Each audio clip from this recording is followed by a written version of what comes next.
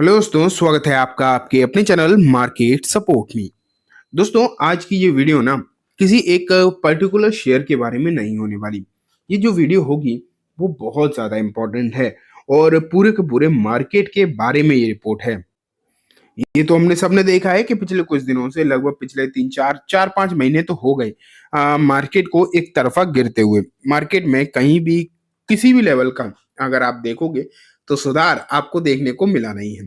ठीक है, ये तो हमने सबने देख लिया। लेकिन अब इतनी गिरावट के बाद लोग इस बात की उम्मीद जो है लगाने लगे थे कि शायद चलो इतनी गिरावट हो गई, जो होनी थी वो हो गई, अब चीजें जो है धीरे धीरे करके सामान्य होती हुई दिखाई दे सकती है। इस बात का लोगों ने अंदाजा डेफिनेटली लगाया था। लेकिन अब एक ऐसी रिपोर्ट निकल कर आ गई है जो डेफिनेटली अग जो लोग इस रिपोर्ट को मानेंगे वो तो बहुत ज्यादा चिंता में पड़ते हुए दिखाई दे सकते हैं। अब आखिरकार ये रिपोर्ट जो है वो क्या है, किसकी तरफ से ये रिपोर्ट निकल कर आई है, ये हमें देखना चाहिए। आज की इस वीडियो में हम इसके बारे में कंप्लीट बात करने वाले हैं। स्टार्ट करता हूं मैं।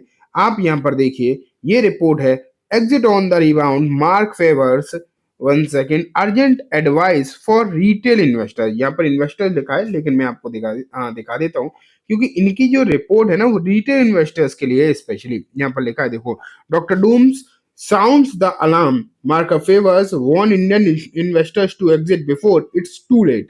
यहाँ पर मार्क फेवर की एक रिपोर्ट है। मार्क फेवर जो है अगर आप देखोगे ये एक मतलब बड़े एडवाइजर रहे हैं और इन्होंने बहुत बार जब पहले मंदी आई है मार्केट में 1987 की मंदी के लिए इन्हें ज्यादा याद किया जाता है।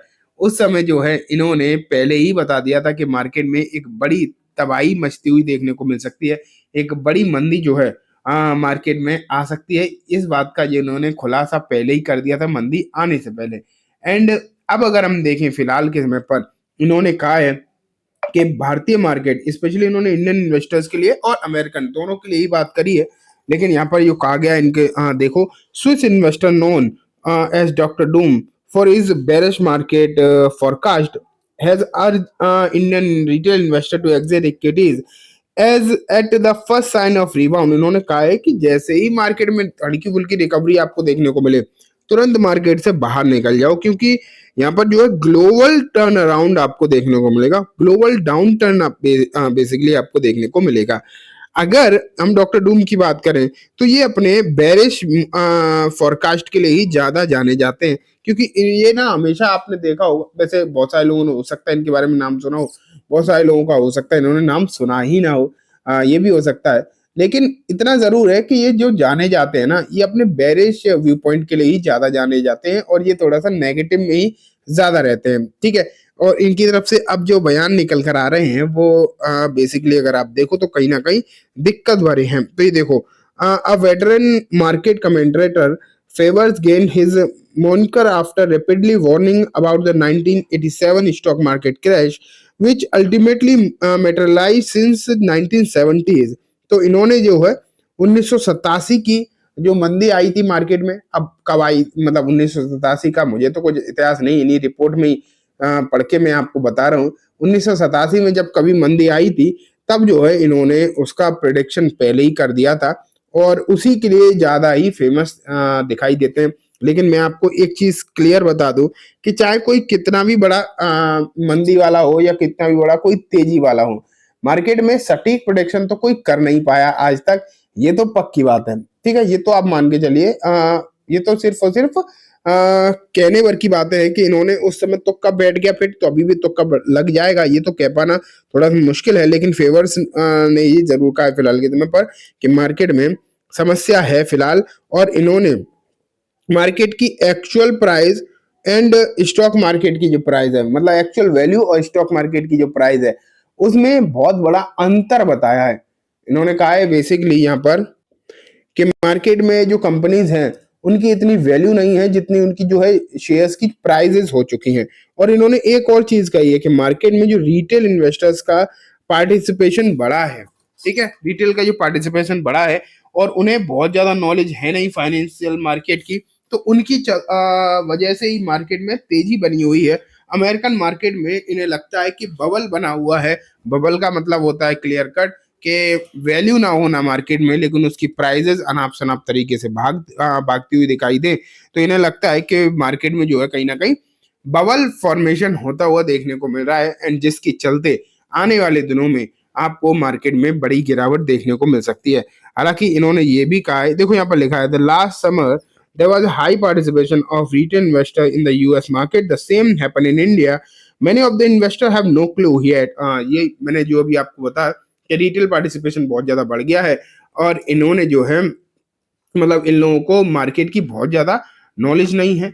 इस वजह से मार्केट लगातार एक तरफा भाग रहा है और आने वाले दिनों में समस्या हो सकती है। He pointed to speculation franchise in Nvidia, Tesla, Bitcoin. इन्होंने मेजरली इन दो कंपनीज एंड एक बिटकॉइन का भी नाम यहाँ पर लिया गया है। तो ये भी कहीं ना कहीं बड़ी बात है कि बिटकॉइन में जो रैली हुई है वो सिर्फ और सिर्फ रिटेल पार्टिसिपेशन की वजह से हुई है।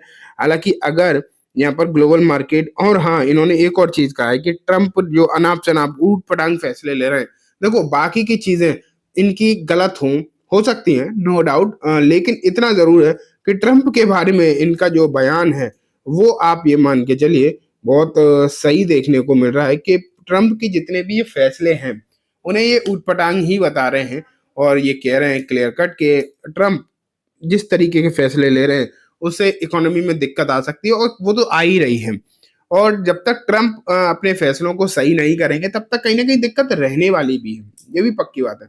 जब तक ट्रंप जो अपने फैसले नहीं सुधारेंगे और इसी तरीके की अगर ऊट पटांग बातें जो हैं करते हुए देखने को मिलेंगे, तो कहीं ना कहीं समस्या तो आएगी ही आएगी, ये तो आप पक्की बात मान के चलिए। लेकिन हाँ, इनकी जो बाकी के बयान हैं, बाकियों से मुझे कोई खास उम्मीद नहीं है। जो ये बोल रहे हैं कि इतिहास की सबसे बड़ी मंदी जो है देखने को मिलेगी और अनाप शनाप मार्केट टूट जाएंगे, ऐसा देखो मुझे नहीं लगता। मैं क्लियर आपको बताना चाहूंगा कि इस तरीके की चीजें तो मुझे नहीं लगती हैं।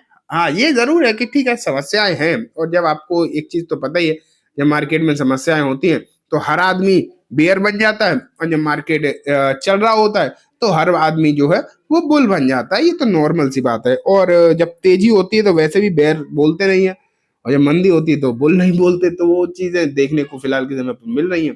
तो चलो अभी तो अगर आप देखोगे तो फिलहाल जो समय गिरावट का चल रहा है तो कोई कुछ भी बोल सकता है, लेकिन मुझे इतनी भी मार्केट से डिसअपॉइंटमेंट नहीं है जितना कि यहाँ पर कहा जा रहा है। हालांकि मार्केट गिरा है नो डाउट, लेकिन मार्केट है, उतार चढ़ाव चलता है, कभी कभी लंबे समय तक भी चलता है, लेकिन इसका मतलब ये नहीं है कि मार्केट में सब कुछ खत्म हो गया। ठीक है, तो ये तो फालतू की बात दिखाई दे रही है।